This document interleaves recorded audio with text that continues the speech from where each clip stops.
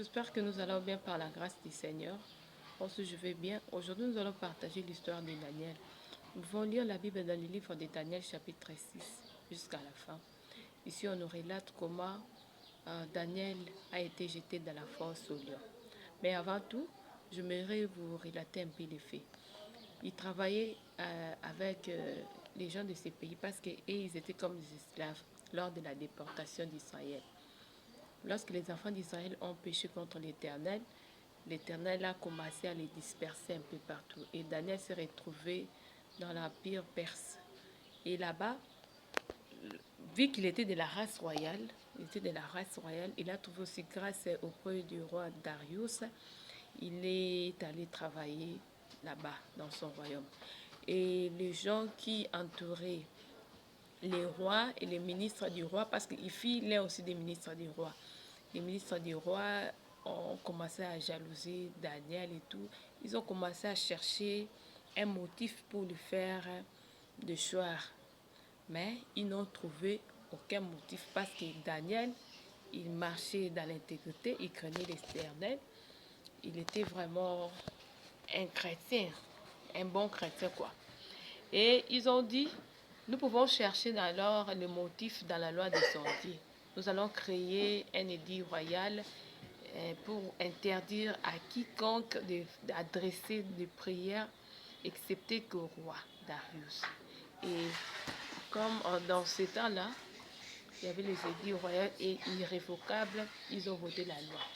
Là, Daniel, lorsqu'il a su leur complot, lui, il a continué à implorer l'Éternel. Il priait 3 fois le jour comme il faisait d'habitude, bien que la loi. Maintenant, ces gens-là, vu qu'ils étaient jaloux de Daniel, ils ont trouvé les moyens, ils sont allés les surprendre lorsqu'ils priaient. Parce que lorsqu'ils priaient, ils ouvraient les fenêtres du côté Jérusalem pour adresser à l'Éternel, notre Dieu, les prières. Et puis, ils sont allés accuser les jeunes Daniel auprès du roi.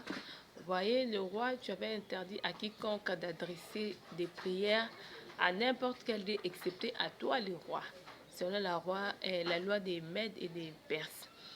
Et vu que l'édit royal, c'était irrévocable, le roi, il a voulu de son mieux pour libérer Daniel de la force au lion. Parce que la loi était que la personne qui va désobéir, on doit lui jeter dans la fosse au lion.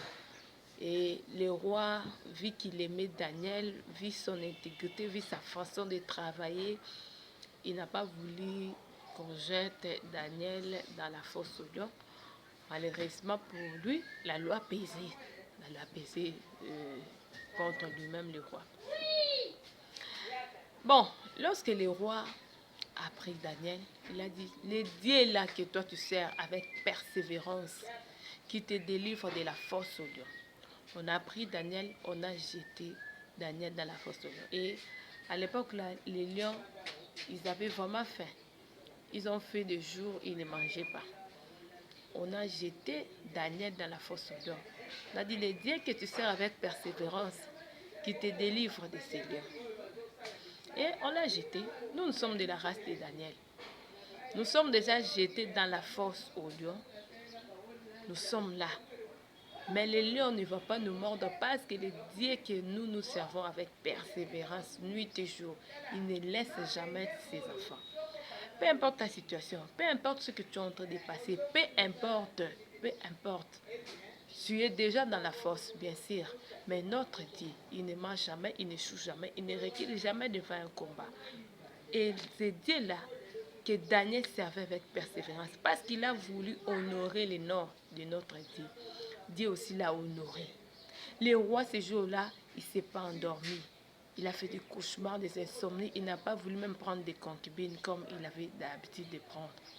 Et cette nuit-là, le roi a même refusé de manger. À l'aurore du matin, il est venu tout près de la fosse. Bon, il était vraiment très inquiet lorsqu'il a commencé à appeler Daniel, Daniel, ton Dieu que tu sers avec persévérance. Il t'a pu te libérer dans la fosse au lion. Oh, Daniel cria, vive le roi, vis éternellement. Oh, roi, vis éternellement. Mon Dieu que je sers avec persévérance m'a délivré de la force au lion. Le roi, il était ému de joie. Il a ordonné qu'on libère Daniel. Et puis, il a ordonné aux accusateurs de Daniel qu'on les jette dans la fosse. Et ils n'ont même pas arrivé là. Les lions ont déjà sursauté sur eux.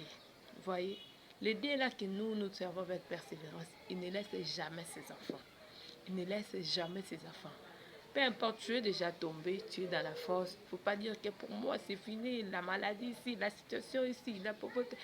Non, notre Dieu que nous servons avec persévérance. S'il n'avait pas laissé Daniel, je ne crois pas qu'il te laissera.